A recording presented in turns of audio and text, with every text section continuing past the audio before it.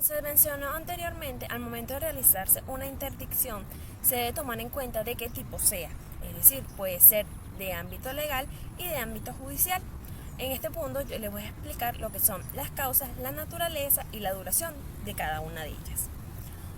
Como primer punto tenemos las causas judiciales de la interdicción.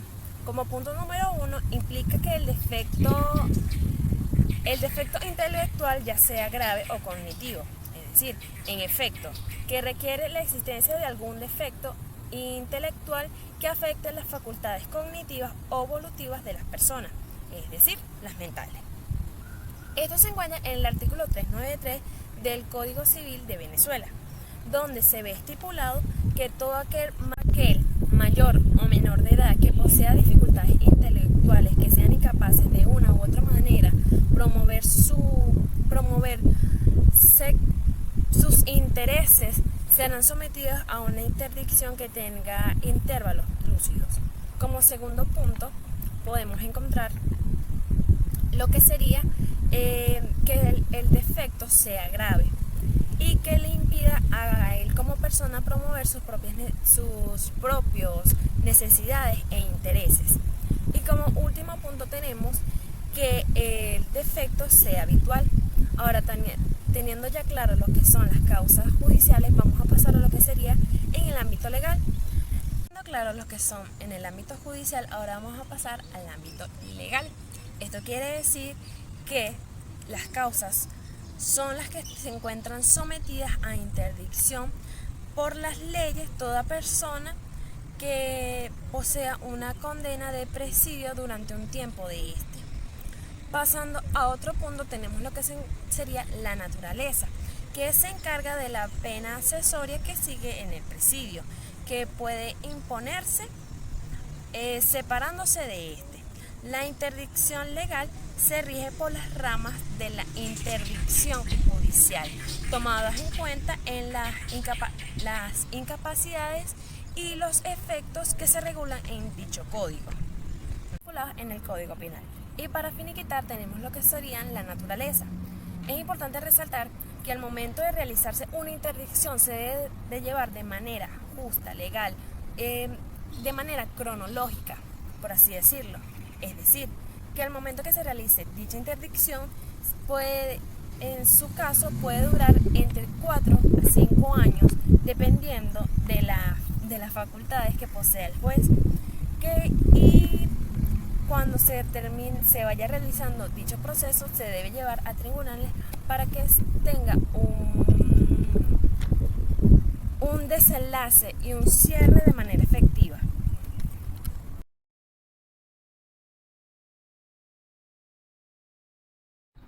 El régimen de interdicción legal se reduce en dos categorías, de representación y de asistencia y autorización. El de representación son las personas que sustituyen al incapaz, de modo que realizan negociaciones jurídicas sin que éste intervenga en la celebración de los mismos. De asistencia y autorización. Se habla de asistencia cuando para la validez de un acto se requiere la actuación conjunta del incapaz y del quien lo protege. En cambio, se habla de autorización cuando el protector solo tiene la facultad de aprobar e improbar los negocios jurídicos. Efectos de la interdicción legal. Estos se encuentran establecidos en el Código Civil venezolano, en los artículos 403, 397 y 401. El 403 se establece desde el día del decreto de la interdicción. 397. El entredicho queda privado del gobierno de su persona, queda afectado de una incapacidad plena, general y uniforme, y en consecuencia a esto queda sometido bajo tutela. El 401. El tutor debe cuidar que el entredicho adquiera o recupere su capacidad. Con esta finalidad se deben utilizar principalmente los productos de los bienes. El juez, con conocimiento de la causa, decidirá si el incapaz debe ser cuidado en su hogar o en otro lugar, pero él no intervendrá cuando el tutor es el padre o la madre. La interdicción judicial es un proceso de jurisdicción voluntaria en el cual se busca que se declare una persona que no posee las capacidades mentales suficientes para ejercer derechos y adquirir obligaciones.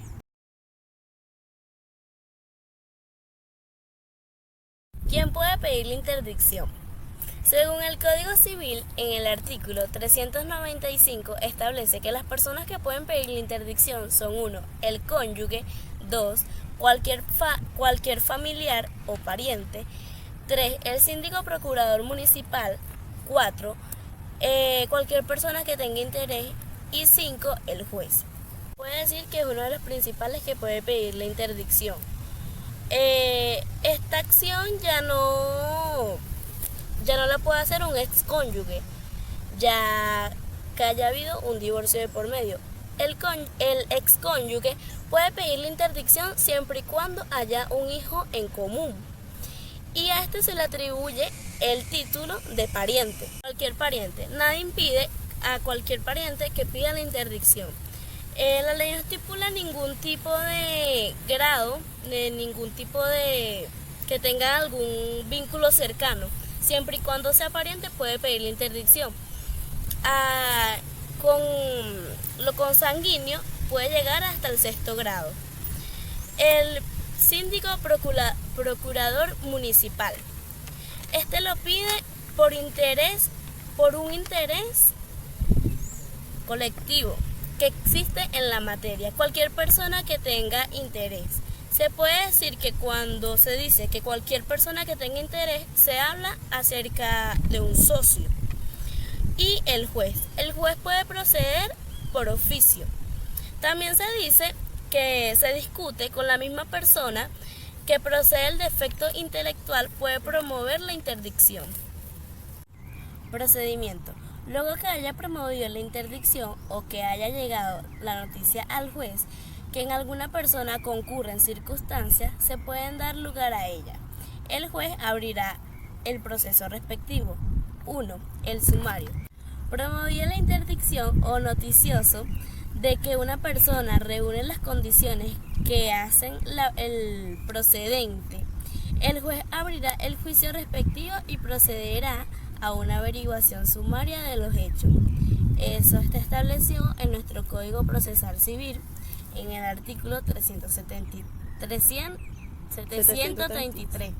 Nombrará por lo menos 2 facultativos para que examinen al notado de demencia y emitan juicio. Practicará los interactivos que exige el Código Civil y los demás que juzgue necesariamente para formar concepto. Así pues, interrogará a las personas que se trata y oirá al cuarto de sus parientes inmediatos y en efecto de estos amigos de su familia.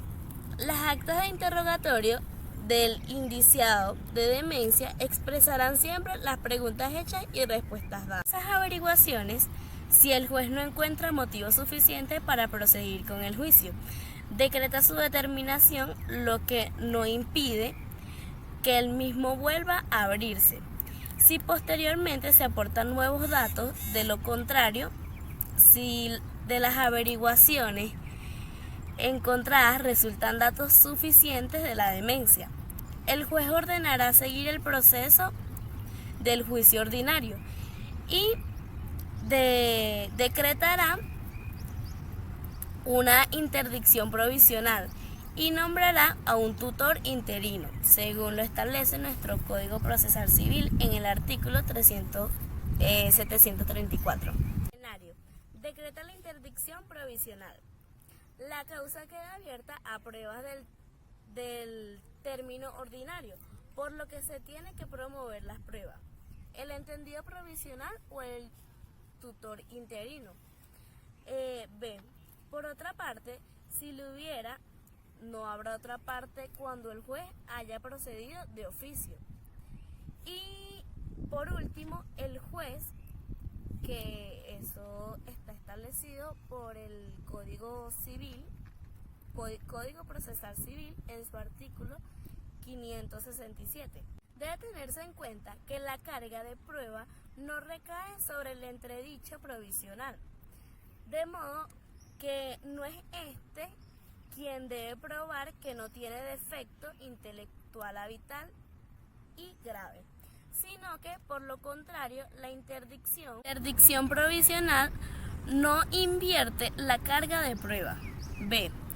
La decisión puede consistir en decretar la interdicción definitiva o interdicción propiamente dicha, declarar la inhabilitación o declarar que no hay lugar ni de una ni de otra. La sentencia que se dicta consultará siempre con el superior, según lo establecido en el Código Procesal Civil en el artículo 736.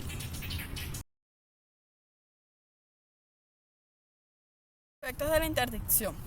La interdicción produce sus propios efectos a partir del día de la declaración de la interdicción y sus principales efectos son: 1. Que el entredicho pierde su gobierno como persona, y 2. Que el entredicho queda afectado de una incapacidad negocial plena, general y universal, a partir desde el momento en que se dicta la interdicción. La interdicción no produce sus efectos con anterioridad a la declaración de esta, y el solo hecho de que se promueva la interdicción hacia una persona genera efectos jurídicos.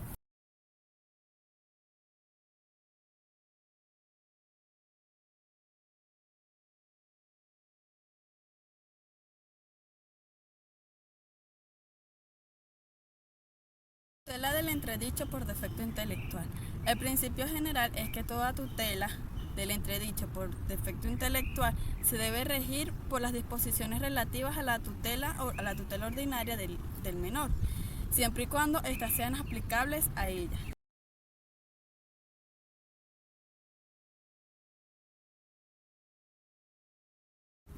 Las normas especiales de la tutela del entredicho por defecto intelectual.